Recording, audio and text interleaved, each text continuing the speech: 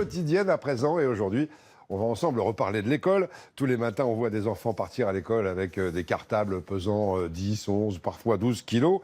C'est énorme, un quart de leur poids. Depuis bien longtemps pourtant, on nous parle des fameuses tablettes numériques qui devraient un jour remplacer les livres. Quelques chanceux y ont droit.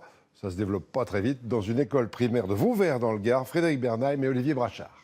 Vous prenez tous Interligne à la page 190. Vous avez besoin pour ça de votre tablette. Des tablettes pour remplacer les manuels scolaires, l'idée est née il y a 2 ans à l'école Notre-Dame de Vauvert. Depuis quelques jours, plus de livres dans les cartables et des élèves qui ont déjà acquis la dextérité nécessaire au maniement de l'appareil. C'est mieux parce que c'est moins lourd dans le cartable que la tablette et l'agenda. Ça faisait lourd, on avait 2 voire 3 livres dans le cartable. Là, c'est mieux. L'école a investi près de 60 000 € pour équiper les 150 élèves du CP au CM2. Puis il a fallu former les enseignants et numériser les manuels scolaires avant la rentrée.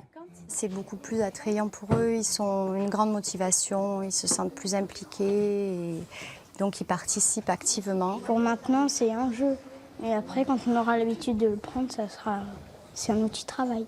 Un nouvel outil plutôt bien perçu par les parents, même si certains n'en voient pas encore l'utilité. Je n'en passe pas tellement du bien parce qu'ils sont toujours toute la journée déjà sur leur bidule. Nous, c'était pas naturel, mais pour eux, oui. Donc il faut bien avancer, être dans leur temps. Ils sont contents parce qu'ils voient souvent les adultes aussi fonctionner sur des iPads, donc ils veulent faire pareil. Pas question pour l'instant de supprimer les cahiers. Les enseignants utilisent les tablettes en complément des outils pédagogiques habituels. Décale-le ton texte. Non, vers là-bas.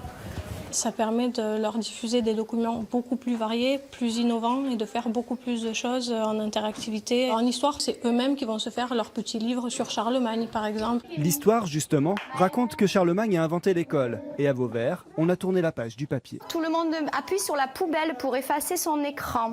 Plac.